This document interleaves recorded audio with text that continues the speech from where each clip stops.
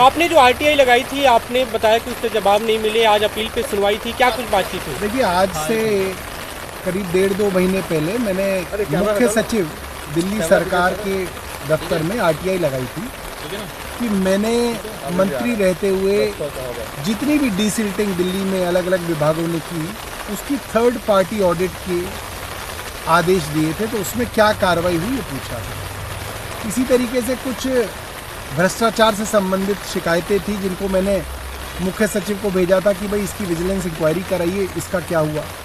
इसी तरीके की कई शिकायतें और डायरेक्शन दी गई थी। तो मुझे जवाब आया कि ये शिकायतें कभी मुख्य सचिव को नहीं मिली।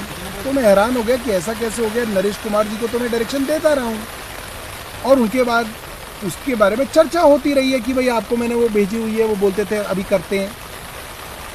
तो हमने इसके लिए अपील फाइल की थी और आज अपील की हियरिंग थी जिस पे हम आए और मैं हैरान हूँ, आई एम शॉक्ड कि दिल्ली सरकार के अंदर जो भी फाइल एक जगह से दूसरी जगह जाती है, एक अफसर से दूसरे अफसर जाती है, एक दफ्तर से दूसरे दफ्तर जाती है, उसकी सारी मूवमेंट जो है एनआईसी के सर्वर में रिकॉर्ड होती है और वो कभी भी आप एक्सेस कर सकते हैं। ये हमारा रोज़ का काम होता था।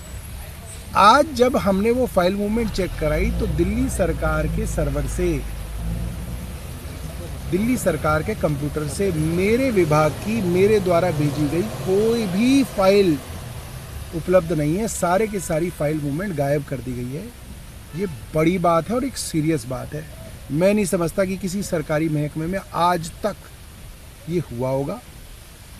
कुछ फाइलें जो कॉन्फिडेंशियल फाइल होती थी उसकी मूवमेंट रजिस्टर में नोट होती थी, तो वो फाइलों की मूवमेंट मिल गई है क्योंकि वो रजिस्टर में फिजिकली लिखी गई। तो रजिस्टर अगर आप गायब करोगे तो किसी आदमी के ऊपर मुकदमा दर्ज हो जाएगा कि रजिस्टर कैसे गायब हो गया। इसलिए रजिस्टर तो वहाँ मौजूद हैं। मेरे द्वारा लिखे गए पत्रों की कॉपी मंत्री के दफ्तर में आज भी मौजूद है क्योंकि वो फिजिकली मौजूद है, उनके पास कॉपी है। मगर वो फाइल वहाँ से कहाँ गई उसका सारा रिकॉर्ड दिल्ली सरकार ने गायब कर दिया है और ये बड़ी जो है एक बड़े षड्यंत्र की तरफ इसका इशारा है। ये डिसिल्टिंग से जुड़ी सारी फाइलें थी या अन्य मामले? अलग अलग चीज़ थी। एक तो डूसिब के अंदर बड़ी बड़ी भ्रष्टाचार की एक कंप्लेंट आई थी मेरे पास, इसमें बड़े बड़े अफसरों के नाम थे। उसके ऊपर मैंने विजिलेंस इंक्वायरी की मांग की थी और मैंने सीएस को डायरेक्शन दी थी। एक वो थी जिसके अंदर मैं अफसरों को मैंने मीटिंग के लिए बुलाया था और एचओडीज नहीं आए थे, तो मैंने मुख्य सचिव को कहा था आप सारे एचओडीज को डायरेक्शन दीजिए कि मंत्री की बुलाई हुई मीटिंग में वो आया करें। इसी तरीके की और एक डीसिल्टिंग से संबंधित थी कि डीसिल्टिंग की सभी जो नालों की गाद निकाली गई है उसकी ऑडिट, थर्ड पार्टी ऑडिट कराई है। इसमें आगे क्या कुछ प्रावधान बचता है? देखिए, अब जो है अपील का जो ऑर्डर है वो एपेलेंट अथॉरिटी निकालेगी और वो ऑर्डर मेरे पास आएगा।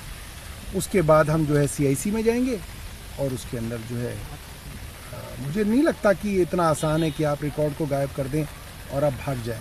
हम इसके अंदर आखिरी तक इस लड़ाई को लड़ेंगे। सर, एक फ्लड के ऊपर बोल दीजिए। अभी दिल्ली में बाढ़ की स्थिति हो रही है, रेखा गुप्ता लगातार दौरे करे, उन्होंने कहा कि खतरे की कोई बात नहीं है, अभी हम लगातार नज़र बनाए हुए, लेकिन निचले इलाकों में पूरा पानी जमा हो गया, यमुना बाजार को खाली कराया गया है। देखिए, मुझे नहीं लगता कि दिल्ली के अंदर बाढ़ की कोई स्थिति बन सकती है। उसका कारण ये है कि 2023 में बाढ़ इसलिए आई थी क्योंकि जो ITO बराज जिसको हरियाणा सरकार चलाती थी, आज भी चलाती है, उसके जो गेट्स थे वो बंद थे। पीछे से हरियाणा ने पानी छोड़ दिया और आगे से बराज के गेट नहीं खोले, जिसके कारण बाढ़ आई और बाद में केंद्र सरकार की जांच के अंदर वो बात साफ हुई। अब क्योंकि वो गेट हट गए हैं, खुल गए हैं और पीछे से हरियाणा इतना पानी नहीं छोड़ेगा कि दिल्ली में बाढ़ आ जाए। हमारी सरकार होती तो हरियाणा ये कर देता, मगर आज सरकार इनकी है, हरियाणा ये हिम्मत नहीं कर सकता कि दिल्ली में बाढ़ ले आए।